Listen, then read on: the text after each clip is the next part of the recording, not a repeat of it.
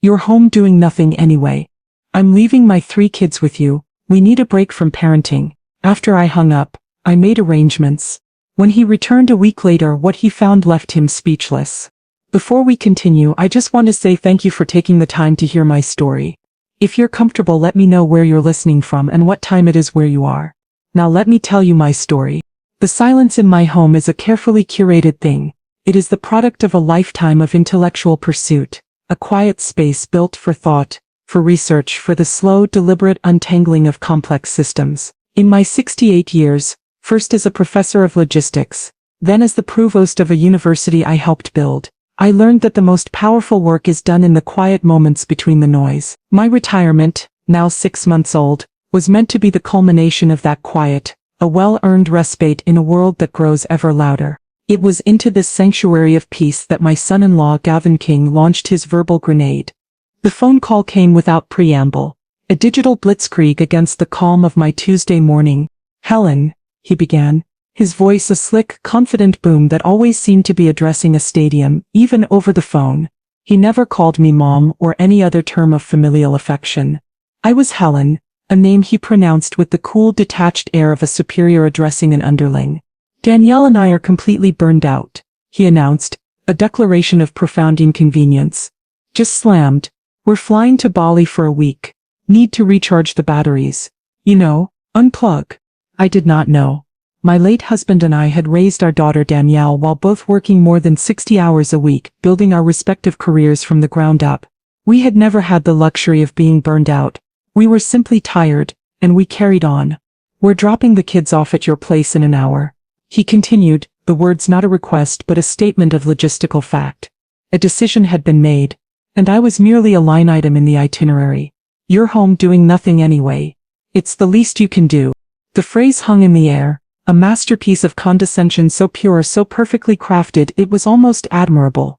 Doing nothing. My life's work, the books I had written, the educational systems I had designed, the thousands of students I had mentored, the university I had helped run, all of it, my entire legacy, was erased and replaced with that single dismissive verb, nothing. Before the shock could even register, before I could formulate a response, he delivered the final insulting directive. "And don't call unless the house is on fire. We need a real break from parenting. No texts, no video calls. We're going completely off-grid." And then he hung up. The dial tone was a dull, indifferent hum in my ear. I slowly placed the receiver back in its cradle. The silence of my home returned. But it was now a different kind of silence. It was the heavy, ringing silence that follows an explosion. He had not asked. He had not consulted. He had informed. He had assessed my life, judged it to be empty and without value, and had decided to fill that perceived emptiness with his own inconvenient responsibilities. He saw me not as Dr. Helen Grant, the retired provost, but as a utility, a free, on-demand, no questions asked childcare service. For years I had tolerated his arrogance for the sake of my daughter. I had watched him build his gaudy, superficial empire of hustle culture seminars and self-help videos. A world built on buzzwords and borrowed charisma. I had watched as Danielle, my brilliant creative Danielle, had slowly shrunk in his shadow, trading her own promising career for the role of a beautiful, supportive prop in his endless Instagram stories. I had held my tongue, believing that a quiet, dignified patience was the best course of action. But this was different. This was not just a lack of respect. It was a fundamental miscalculation. He had looked at a lifetime of strategic thinking, of logistical mastery, of the systematic organization of complex institutions, and he had seen nothing. He believed he was dropping his children off with their quiet, retired grandmother. He had no idea that he was, in fact, initiating a professional consultation with Dr. Helen Grant, a consultation for which the final invoice would be a thing of terrible, beautiful precision. He needed a break from parenting. I would teach him what the job actually entailed. An hour later, a monstrously large matte black SUV, a vehicle that looked more like a military assault craft than a family car, screeched to a halt in my driveway. The doors flew open and chaos erupted. It was not a family arriving for a visit, it was a disorganized, chaotic deployment. My daughter Danielle emerged from the passenger side, looking harried but beautiful in an expensive beige linen travel suit. Gavin vaulted from the driver's seat, already on his phone, barking orders at some unseen subordinate. He was dressed for a luxury resort, his sunglasses pushed back on his perfectly coiffed hair. He was not a father dropping off his children, he was a CEO delegating an undesirable task. And then came the children, my 3 grandchildren, a tiny, feral tribe of neglect. Caleb, the eldest at 10, was the first out. His face was illuminated by the ghostly blue light of the tablet clutched in his hands. His thumbs a blur of frantic twitching motion.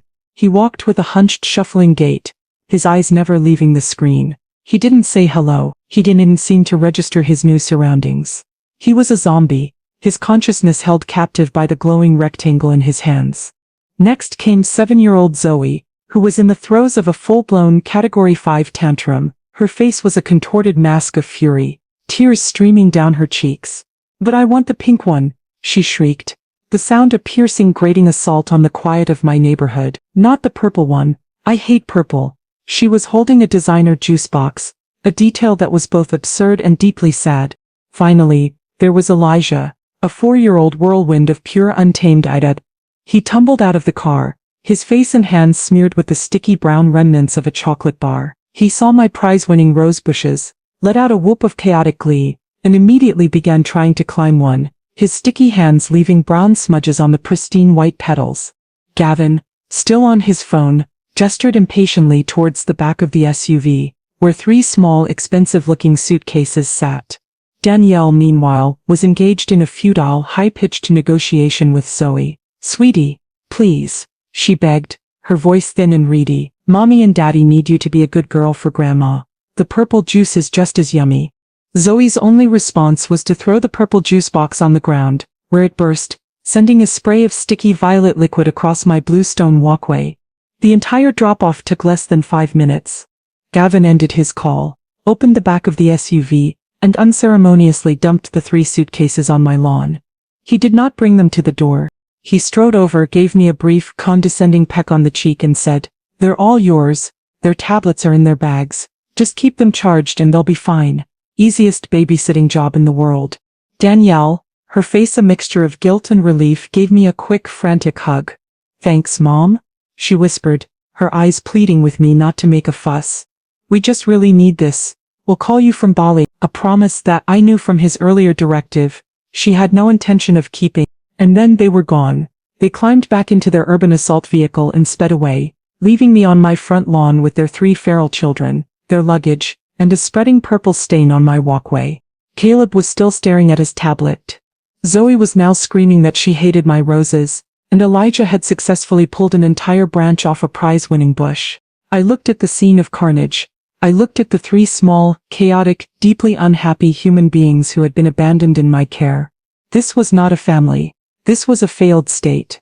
And I, Dr. Helen Grant, had just been handed the mandate to intervene. The assessment phase had begun. The first 24 hours in my home were not a visit. They were a hostile occupation, my quiet, orderly sanctuary, a place where the most exciting event was usually the arrival of a new academic journal, was transformed into a chaotic, high-decibel disaster zone. It was a living, breathing case study in catastrophic systems failure. I did not attempt to impose order immediately. My first duty as a strategist was to observe, to gather data, to understand the full scope of the problem. I moved through the day like a field researcher, a notebook in hand, documenting the operational dynamics of this 3-person tribe. The findings were grim. Caleb, the eldest, was a ghost in the machine. He had claimed the armchair in the corner of my living room as his territory, and had not moved from it for hours. His tablet, a direct and constant intravenous drip of digital stimulation, was his entire world. My attempts at conversation were met with monosyllabic grunts, his eyes never leaving the screen. He was not just withdrawn, he was completely disconnected from the physical world. When I announced that lunch was ready, he didn't respond until I physically stood between him and his screen. The look he gave me was one of pure venomous resentment. He ate his sandwich in 3 large, angry bites and was back in his chair before I had even sat down. The system he was operating under was one of complete sensory isolation, his only input a stream of flickering pixels. Zoe was a master of emotional terrorism. I quickly realized that her tantrums were not spontaneous outbursts of feeling, they were calculated, strategic maneuvers. She had been trained, through a lack of consistent boundaries, to understand that a sufficiently loud and prolonged display of outrage was the most efficient tool for achieving any objective. She did not want the apple slices I offered. She wanted the cookies on the high shelf. When I calmly said no, the tantrum began. It was a performance of shocking intensity, a full-body commitment to shrieking, crying, and stomping that lasted for a full, uninterrupted 20 minutes. Her operational system was simple: demand, escalate, and conquer. Elijah, the youngest, was a creature of pure, unadulterated chaos. He was not malicious. He was simply a force of nature that had never been taught the basic laws of domestic physics. He saw my collection of antique glass paperweights, not as art but as balls to be thrown. He viewed the sofa cushions as a mountain to be scaled and conquered. He believed the walls of my hallway were a canvas for his sticky jam-covered hands. In the span of a single afternoon, he broke a priceless Venetian glass vase my husband had given me, unspooled 3 entire rolls of toilet paper, and managed to lock himself in the pantry. He was a system without an operating system, a whirlwind of energy with no direction and no boundaries. By the time evening fell, I was not just tired, I was deeply, profoundly alarmed. The house was a wreck. The children were miserable, each trapped in their own dysfunctional loop of behavior. They were not a team, they were 3 isolated, competing entities, each employing their own flawed strategy to navigate a world without rules. This was not a childcare problem. This was not a case of children being a handful. This was the direct, predictable result of a catastrophic failure in the most critical system of all, parenting. Gavin and Danielle had not been raising children. They had been managing a series of inconveniences with the path of least resistance. Screens for the quiet one, capitulation for the loud one, and benign neglect for the wild one. That night, after I had finally managed to get the children to bed in a storm of protest and negotiation, I retreated to my study. I looked at the notes I had taken, the pages filled with my observations. The problem was clear, the variables were defined, the objective was set. The grandmother was exhausted, but Dr. Helen Grant, the systems analyst, the provost, the woman who had restructured entire university departments and redesigned logistical networks, was just getting started. My study, the room where I had written 3 books and countless academic papers, had been my quiet retreat in retirement. That night, it became a war room. The exhaustion of the day fell away, replaced by the familiar, electric hum of a complex problem demanding a systematic solution. The challenge was no longer personal, it was professional, and it had a name. I wrote it at the top of a fresh sheet of paper: Project Phoenix. The objective: to take the ashes of this failed domestic system and in 7 days, build something functional, something orderly, something that could rise. I did not think of myself as a grandmother planning a week with her grandkids.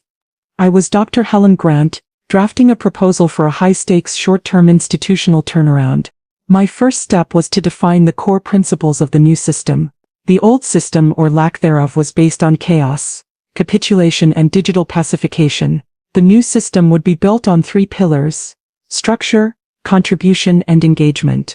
Structure: I took out a large piece of poster board and a set of colored markers. I drew a grid with the days of the week across the top and the hours of the day down the side. I began to block out a new reality for the children. 7 a.m., wake up and morning routine. 7:30 a.m., breakfast. 8 a.m., contribution hour. 9 a.m., active learning block. 12 a.m., lunch. 1 a.m., quiet time, no screens. 2 a.m., outdoor creative play. 5 a.m., wind down and dinner prep. 6 a.m., dinner. 7 a.m., family read aloud. 8 a.m., bedtime routine. Each block was color-coded, a visual, non-negotiable map of their days. Contribution. This was the critical antidote to the entitlement I had witnessed. Under this heading, I designed a household logistics board. I listed a series of age-appropriate responsibilities. For Caleb, 10, responsible for taking out the recycling, setting the table for all meals, and acting as lead librarian during read-aloud time. For Zoe, 7, responsible for feeding the cat, clearing her own plate, and being the weather reporter each morning, announcing the day's forecast. For Elijah, 4, responsible for putting his toys in the designated bin and watering one specific indestructible plant. These were not chores. They were contributions to the successful operation of our shared system. Engagement. This was the direct assault on the digital pacification strategy. I created a week-long curriculum of engaging screen-free activities designed to target each child's specific needs and interests. For Caleb, the ghost, I would leverage his clear aptitude for focused screen-based activity into the physical world. Project a multi-stage model rocketry kit. It required focus, following instructions, and fine motor skills. The final launch would be a tangible, spectacular reward for his engagement. For Zoe, the terrorist, I would address her emotional dysregulation head-on. Project the creation of a feelings chart.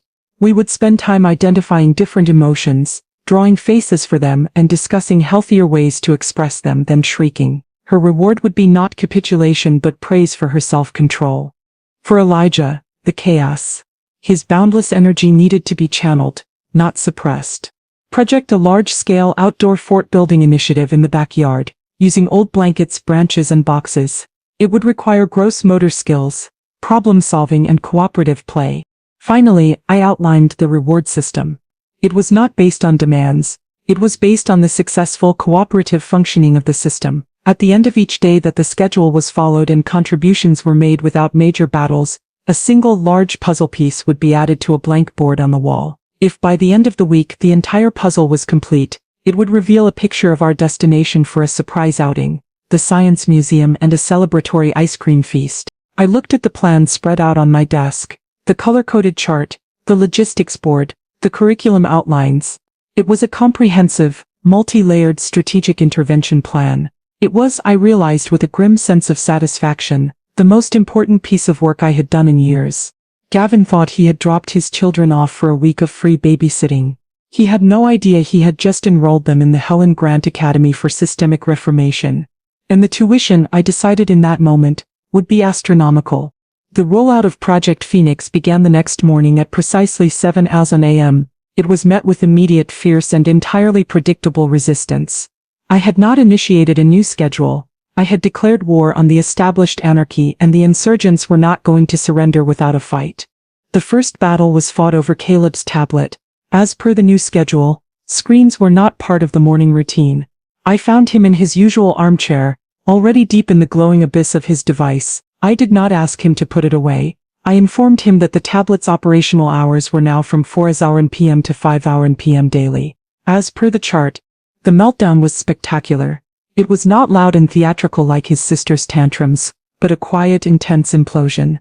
He went rigid, his face pale, his knuckles white as he clutched the device. When I gently but firmly took it from his hands and placed it on a high shelf in my study, he let out a guttural, wounded sound. He refused to speak. He refused breakfast. He sat in his armchair, a sullen, resentful statue, radiating pure concentrated fury. I did not engage. I simply continued with the schedule, announcing the start of contribution hour to the room at large. The second battle was, of course, with Zoe. The schedule dictated that she was responsible for feeding the cat. She took one look at the bowl of cat food and declared, "That's yucky. I'm not touching it." "That is your contribution to our household system this morning," I stated calmly, consulting my clipboard. "No," she shrieked, her face beginning to contort into its familiar mask of outrage. "I won't. And if you make me, I'll scream so loud all the windows will break." This was the critical moment. Capitulation was the old system. The new system required a different approach. I knelt down to her level, my voice quiet but unyielding. "You have two choices, Zoe. You can choose to make your contribution and feel proud of helping, or you can choose not to. In which case you will spend the next block of time in the quiet corner until you are ready to rejoin our system. Screaming will not be a third choice." Her tantrum began, as promised. But instead of negotiating or pleading, I simply stood, picked her up, and carried her to the designated quiet corner in the living room, a comfortable chair with a few books. I did not scold her. I just said, "When you are calm and ready to contribute, you may rejoin us." The screaming continued for 17 minutes. I timed it, but when it was over she tearfully, resentfully, put a single tiny scoop of food in the cat's bowl. It was a victory. Elijah, the agent of chaos, was simply confused. The absence of a reaction to his usual whirlwind of activity was disorienting to him. When he tried to climb the curtains, I did not shout. I redirected him to the pile of building blocks I had set out for the active learning block. When he threw a block, I did not punish him. I removed the blocks and informed him that they would return when he was ready to use them for building. The first 2 days were a relentless series of these small, exhausting skirmishes. I was not a grandmother. I was a combined force of drill sergeant, hostage negotiator, and Zen master. I was unshakable. I followed the color-coded chart with the dispassionate precision of a computer executing its code. I referred to the new rules not as my rules but as the rules of our system. I was depersonalizing the conflict, framing it as a battle not against me but against the unyielding logic of the new orderly world they now inhabited. I was tired. I was drained. But I was also invigorated. I was in my element. This was a complex, failing system and I was debugging it in real time. Every small victory, every tantrum that ended a minute sooner than the last, every grudging act of compliance was a sign that the new code was beginning to take hold. The old chaotic system was dying, and a new, more logical one was slowly, painfully being born in its place. On the third day of the occupation, while the children were grudgingly engaged in their designated quiet time, Caleb staring resentfully at the wall, Zoe flipping angrily through a picture book, and Elijah actually asleep, I decided to tackle the disaster zone that was their luggage. Their suitcases, like their owners, were a testament to their parents' chaotic, hands-off approach. Clean clothes were mashed in with dirty ones. Half-eaten snacks had created sticky, unidentifiable messes, and a collection of expensive but neglected toys were scattered throughout. I was sorting through Caleb's backpack, a jumble of crumpled papers, broken pencils, and a leaking juice box, when my fingers brushed against a thick, glossy piece of cardstock. I pulled it out. It was a flyer, an expensive, professionally designed piece of marketing propaganda. The headline in a bold, aggressive font read, "The Apex Summit." Beneath the headline was a picture of a man standing on a stage, his arms outstretched in a messianic pose, a headset microphone at his lips. The man was my son-in-law, Gavin King. My eyes scanned the text. It was a fire hose of the empty, high-octane jargon he had built his career on. Synergize your success, monetize your passion, optimize your life. It was an advertisement for a 2-day high-priced hustle culture seminar, promising to teach aspiring entrepreneurs how to systematize their lives for maximum efficiency and peak performance. And then I saw the date. The summit, the grand coronation of Gavin's self-proclaimed genius, was scheduled for the very day they were due to return from Bali, the day they were supposed to pick up their children. The hypocrisy of it was a physical blow. It was so profound, so utterly shameless, that for a moment, I felt a genuine, dizzying sense of vertigo. He was selling a fantasy of a perfectly systematized, optimized life to hundreds of paying disciples, while the most important system in his own life, his own family, was in a state of catastrophic, neglected failure. He was preaching about mastering one's life while demonstrating a complete and utter inability to manage the 3 small human beings he had created. His break from parenting was not a restorative vacation. It was a business trip. He hadn't outsourced his children to me for his well-being. He had done it for his brand. The children were an inconvenience, an obstacle to the flawless, unencumbered image of success he was selling. A cold, clear, and absolutely diamond-hard anger settled in my chest. It was not the hot, messy anger of a slighted grandmother. It was the focused, righteous fury of a lifelong academic who had just discovered a case of profound, world-class intellectual fraud. He was not just a bad parent, he was a charlatan. In that moment, the entire scope and purpose of Project Phoenix shifted. My initial plan had been a private lesson, a quiet, professional demonstration of his failings, delivered in the form of a report and an invoice. It was an act of personal justice. But this discovery demanded more. This was not a private matter. This was a public fraud. And public frauds demand a public reckoning. I looked at the flyer, at Gavin's smug, triumphant face. He wanted to be a guru.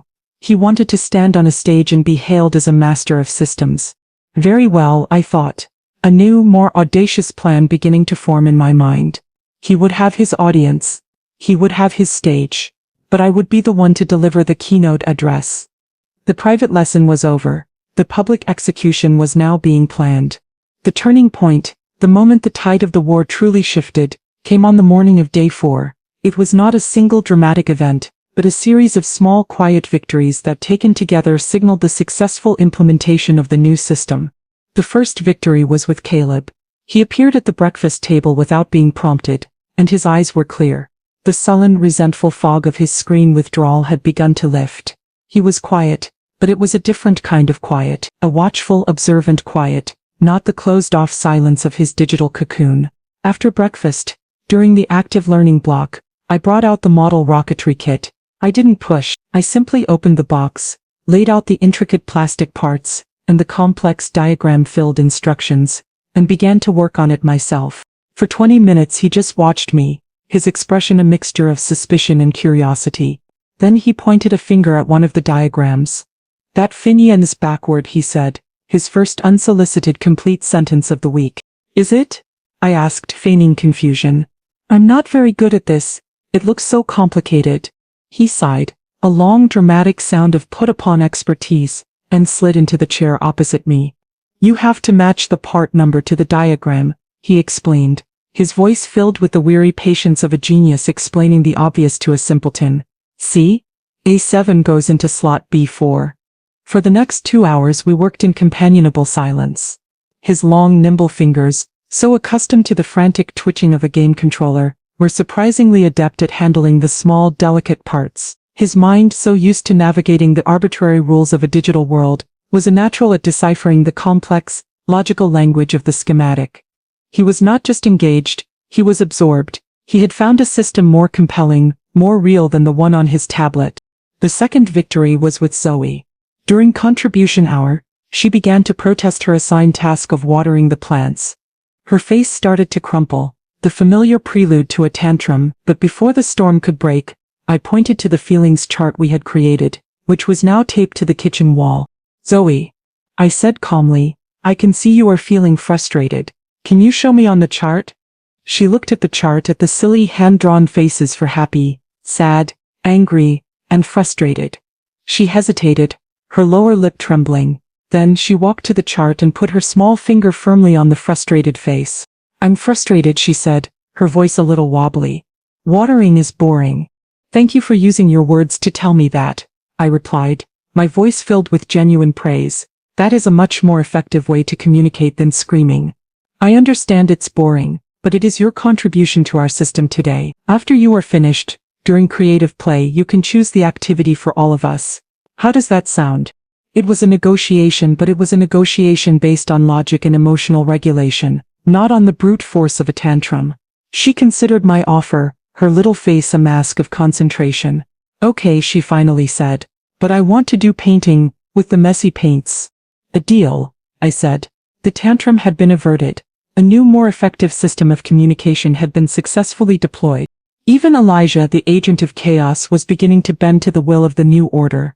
His energy was now being channeled into the grand, ongoing project of building a fort in the backyard. His actions, which had once been random and destructive, were now purposeful. He was a construction worker, a soldier, an explorer. He was still a whirlwind, but now the whirlwind had a direction. That evening, as I tucked them into bed, the house was not just quiet, it was peaceful. A productive, happy order had replaced the chaotic, miserable anarchy. They were not perfect. They were not angels. But they were a team. They were a functioning system. Project Phoenix was a success.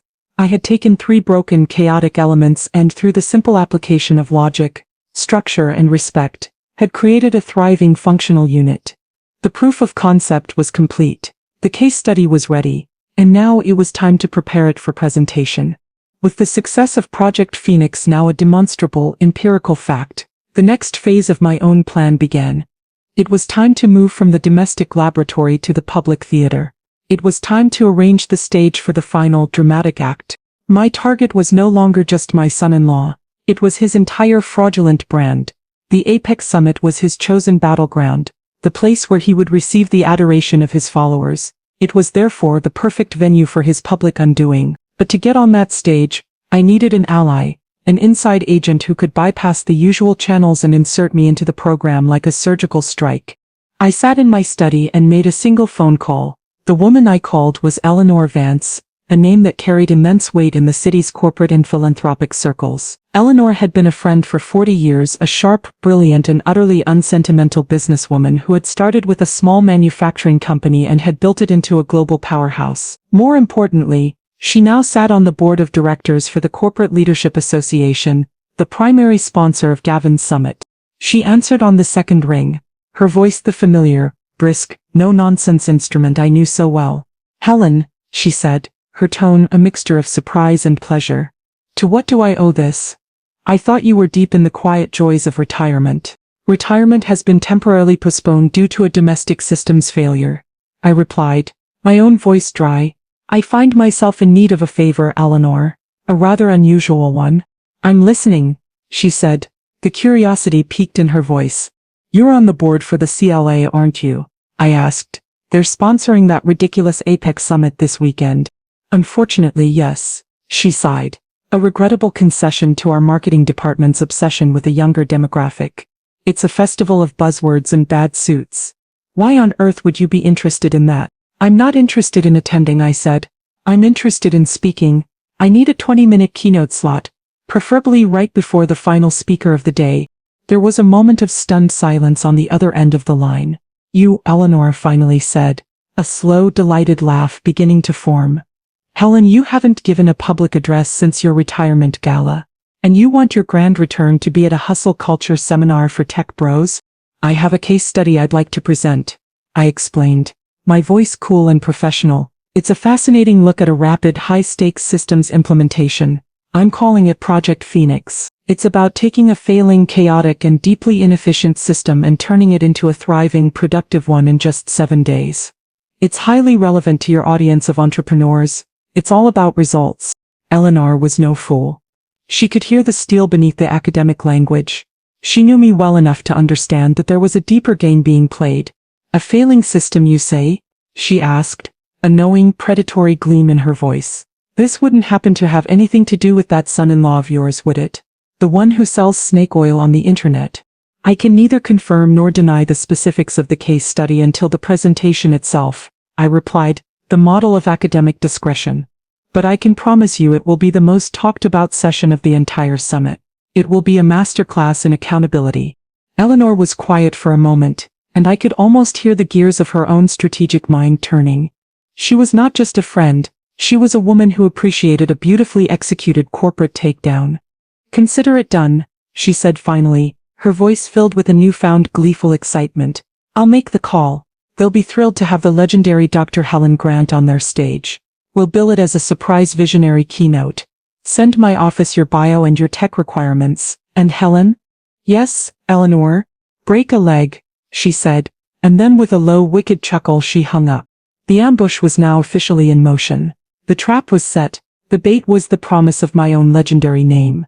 The unsuspecting organizers would see it as a coup, a chance to lend their superficial event some real intellectual gravitas. They had no idea they were about to become the hosts of a live, public demolition. With my keynote address now locked into the summit's schedule, the final 2 days of Project Phoenix were dedicated to preparing the instruments of Gavin's public humiliation. This was no longer just about transforming the children. It was about documenting that transformation in a format so professional, so clinical, and so devastatingly thorough that it would leave no room for argument. My first task was to create the PowerPoint presentation. I spent an entire evening in my study, not as a grandmother but as the academic I had been for 40 years. The presentation was titled, simply, Project Phoenix, a case study in applied systems and rapid turnaround. The first slide was a stark text-only introduction. Objective: to analyze a critically failing domestic system and implement a strategic intervention to achieve measurable positive outcomes within a 68-hour time frame. The following slides were a masterclass in data-driven analysis. I created charts and graphs that would have made my old graduate students weep with pride. One chart, titled Reduction in Negative Behavioral Incidents, showed a dramatic day-by-day downward slope. Day 1, 17 incidents, tantrums, refusals, non-compliance. Day 7, 1 incident. Another chart tracked screen time versus engaged activity, showing the blue bar of the tablet shrinking to a tiny sliver while the green bar of educational and creative engagement grew to dominate the graph. I included photographs not of the children's faces to protect their privacy, but of the evidence of their transformation. A picture of the chaotic, toy-strewn living room on day 1, juxtaposed with a picture of the same room on day 7, clean, orderly, with the completed puzzle proudly displayed on the coffee table. A photo of the finished, beautifully constructed model rocket. A close-up of the feelings chart, with Zoe's neat handwriting next to the different emotions. A picture of the thriving, well-watered plant that was now Elijah's pride and joy. It was a story told not with emotional anecdotes, but with cold, hard, irrefutable data. The final slide was a summary of the project's key takeaways. written in the dry, academic jargon that would resonate with an audience of business leaders. Conclusion: the implementation of a structured contribution-based system with a focus on non-digital engagement can yield rapid, significant improvements in subject cooperation, emotional regulation, and overall system efficiency. The primary variable for success is not the state of the subjects but the commitment of the system's administrators. It was a direct, brutal indictment of Gavin and Danielle's parenting, disguised as a scholarly conclusion. My second task was to prepare the invoice. I opened a document on my computer and designed a professional invoice template, complete with the university's crest and my official retired title, Dr. Helen Grant, Provost Emeritus. I began to itemize the services rendered. I did not use the word babysitting. The language was corporate, clinical, and crushingly expensive. Initial systems analysis and diagnostic assessment, 3 subjects. 10 hours at $500. Design and implementation of customized educational and behavioral curriculum. Project Phoenix, 20 hours at $500 hour $10,000, 24/7 on-call crisis management and emotional de-escalation services, 16 8 hours at $100, logistical oversight and household systems optimization, 15 hours at $300, nutritional planning, procurement and culinary services, 25 hours at janitorial and property damage remediation, broken vase, jam-stained walls, $1,500 flat rate. I added a line for materials and supplies, rocketry kit, art supplies, puzzle, and totaled the amount. The final figure, printed in a bold, uncompromising font at the bottom of the page, was $51,055. I printed the invoice on heavy cream-colored bond paper, the kind reserved for official university correspondence. I printed out a high-quality copy of my PowerPoint presentation. I placed them both in a crisp, professional portfolio.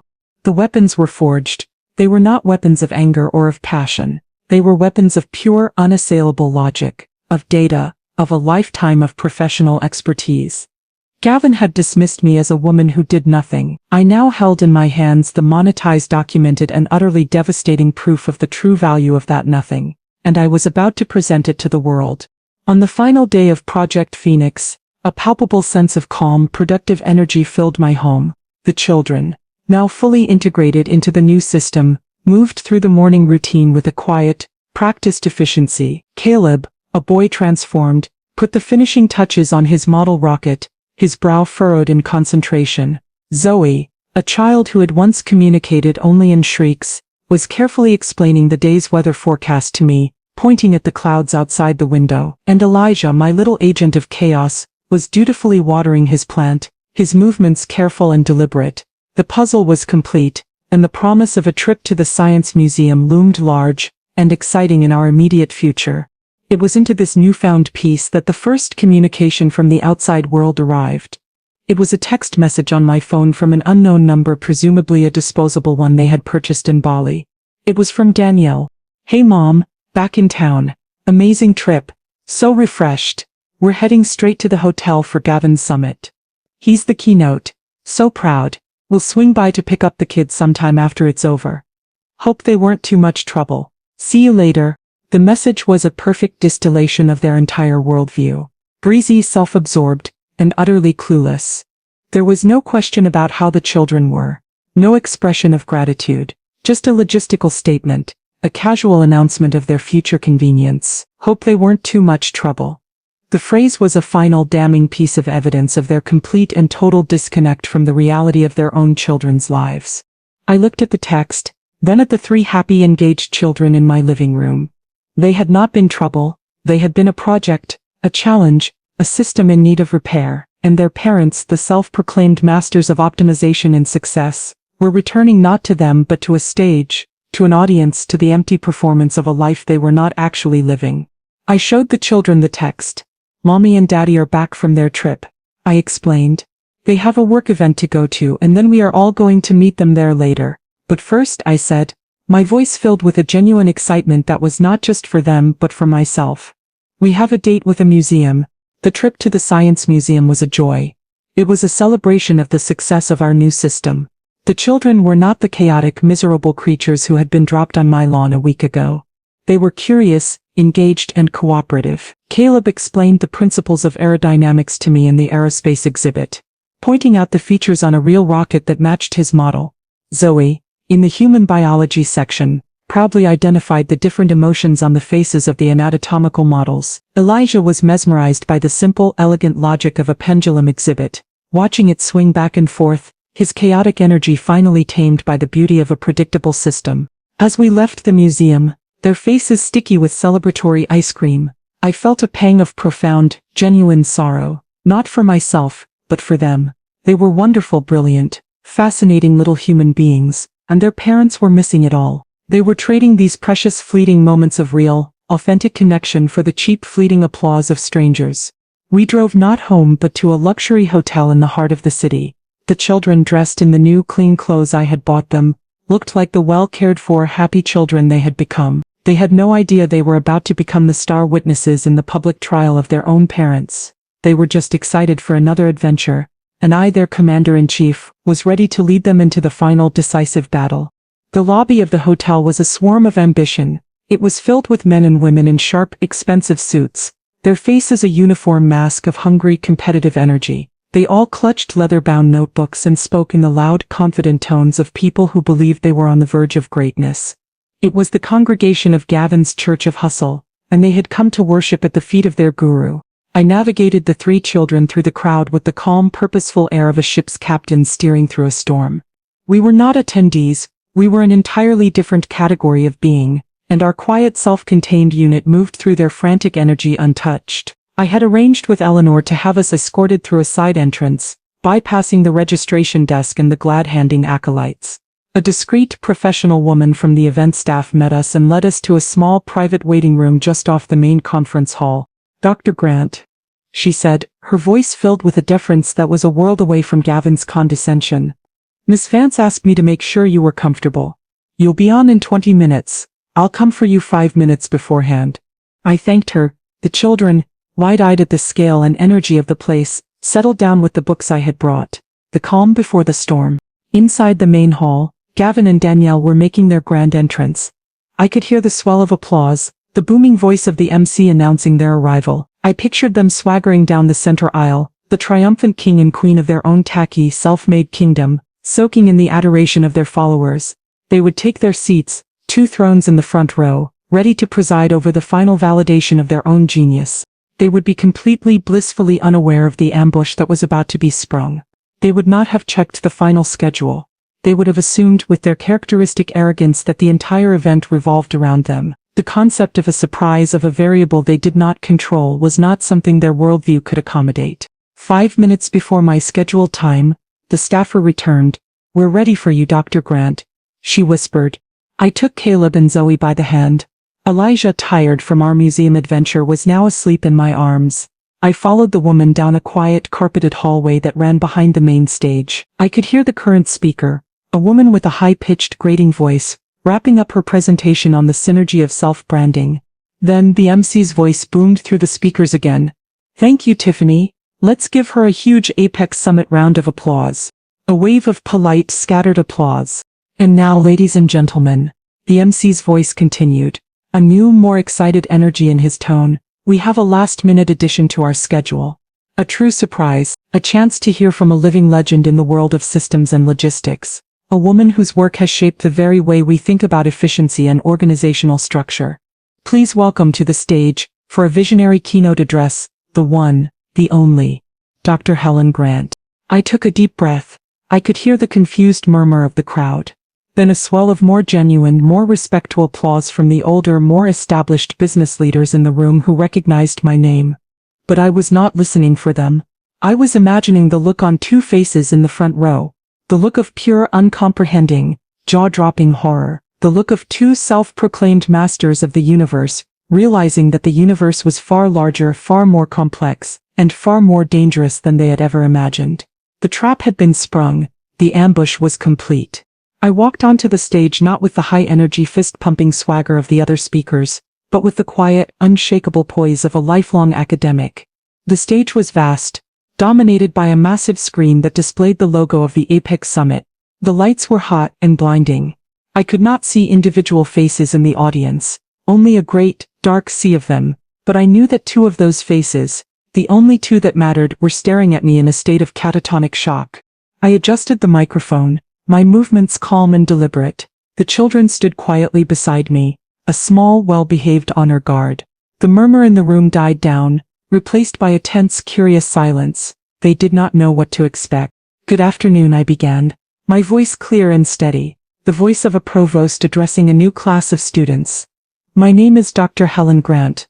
For 40 years my professional life was dedicated to the study of systems, logistical systems, educational systems, organizational systems. I have always believed that any system, no matter how complex or how chaotic, can be understood, analyzed, and optimized." I paused, letting the words settle. "Today, I am here to present a case study. A look at a recent short-term pro bono consultation I undertook. I call it Project Phoenix." The first slide of my PowerPoint presentation clicked onto the massive screen behind me. Project Phoenix, a case study in applied systems and rapid turnaround. The objective, I continued, my voice the cool, dispassionate instrument of a scientist, was to take a critically failing domestic entity, an organization in a state of near-total systemic collapse, and to implement a strategic intervention designed to achieve measurable positive outcomes within a strictly limited 68-hour time frame. I saw a ripple of confusion and fascination go through the audience. This was not the usual motivational fluff they were used to. This was something different, something real. I clicked to the next slide.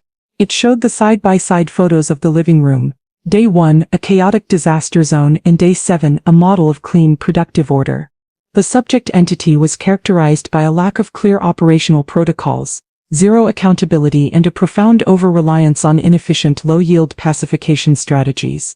I moved through my presentation with a crisp, relentless efficiency. I showed them the charts, the graph tracking the dramatic reduction in negative behavioral incidents, the bar chart illustrating the pivot from passive screen time to active, engaged learning. I explained the implementation of the contribution board, the strategic deployment of the feelings chart, the channeling of chaotic energy into productive, goal-oriented play. The audience of entrepreneurs, of CEOs, of people who genuinely understood and respected the language of data and efficiency was captivated. They were leaning forward in their seats. They were taking notes. They saw a master at work, breaking down a complex problem into its component parts and solving it with a kind of brutal, beautiful logic. They had no idea that the failing domestic entity was the family of the very man who had organized the conference. They just saw a brilliant, powerful woman delivering a masterclass in what they all claimed to value most: results. I was not emotional. I was not accusatory.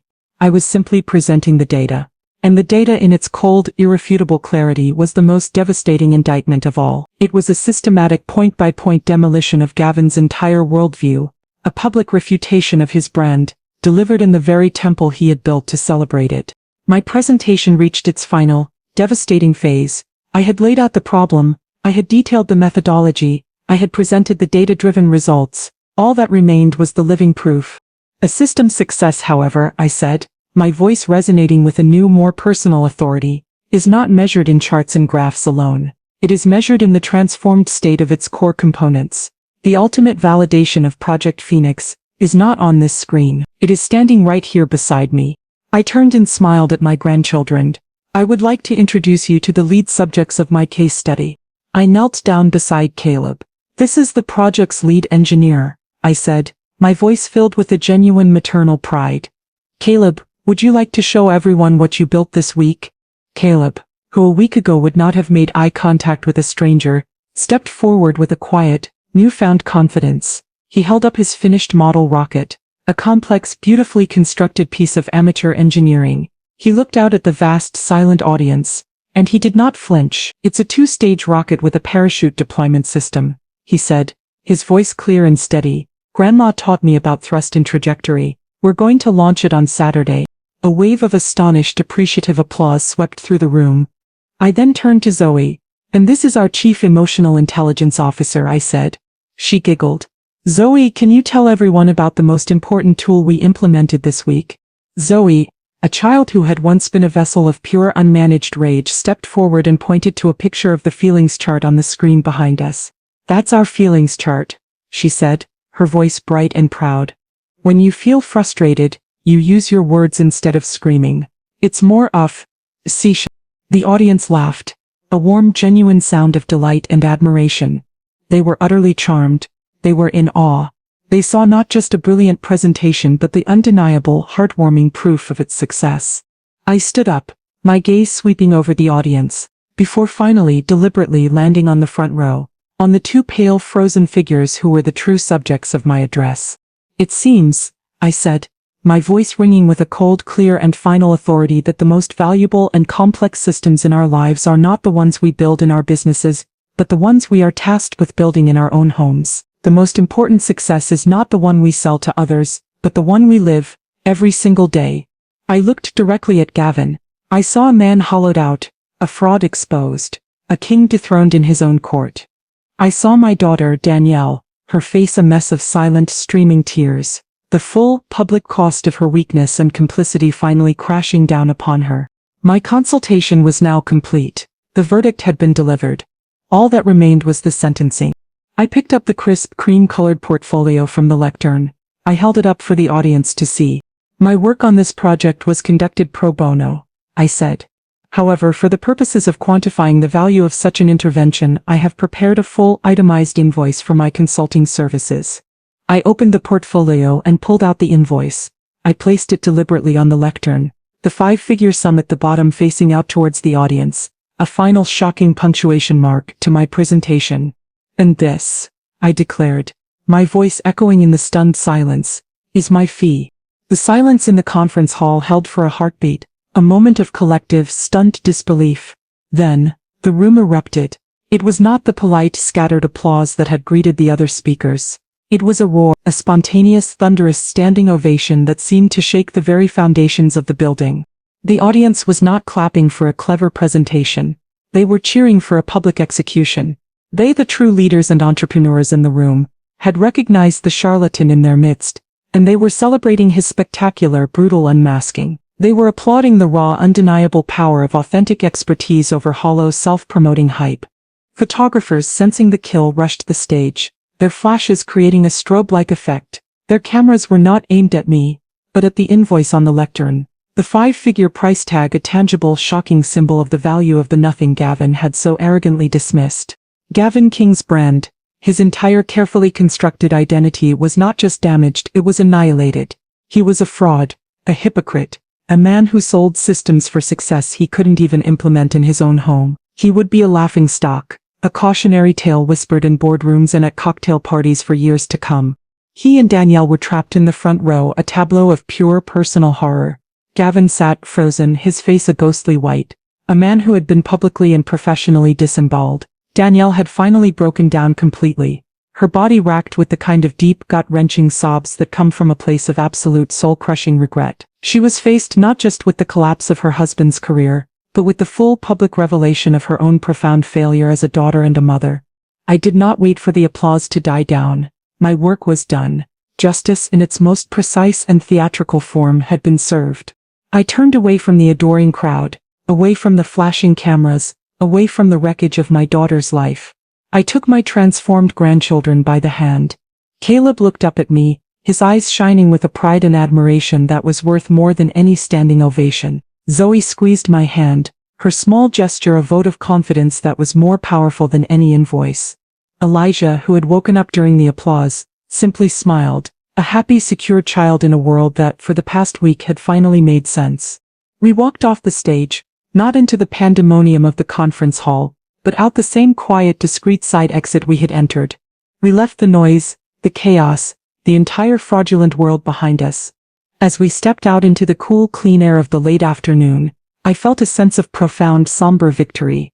I had not just taught my son-in-law a lesson, I had been forced to pass judgment on my own daughter. I had been forced to choose between a passive, complicit love, and a hard, active and ultimately more meaningful form of justice. I had come out of retirement for one final, deeply personal project. The project was complete. The system had been rebooted, the phoenix had risen, and as I led my grandchildren towards the car, towards the quiet, orderly and loving home we had built together, I knew with a certainty that was both heartbreaking and liberating, that my real work was just beginning.